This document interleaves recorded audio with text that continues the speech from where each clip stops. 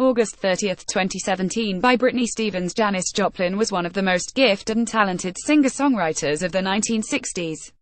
With a powerhouse voice and understated, no-frills look, Janis commanded every crowd she was in front of. From her early days as the lead singer of Big Brother and the Holding Company to her breakthrough solo career, hits like Try Just a Little Bit Harder, Maybe, and Piece of My Heart skyrocketed her to fame and landed her a spot in the lineup at Woodstock in August 1969. But just a year later, Janis' intense flame would burn out. Janis was a habitual drug user and heavy drinker throughout her career. It was widely known that she took methamphetamine and occasionally used heroin along with other psychoactive drugs. While she did have bouts of sobriety, her addiction ultimately ended her life. After Janis failed to show up for a recording session in LA on October 4, 1970, her road manager, John Cook, drove to the landmark Motor Hotel in Hollywood, where she was staying, and saw her distinctively painted Porsche in the parking lot. He entered Janis' room and found her lying dead on the floor next to the bed.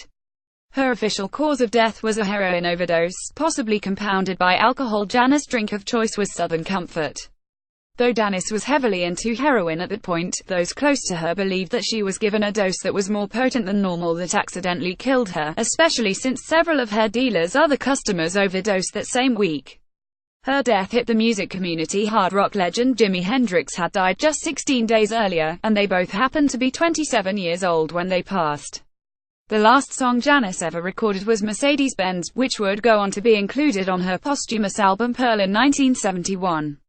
It became the biggest-selling album of her career and also featured her biggest hit single, Me and Bobby McGee. Image source Getty Hilton Archive.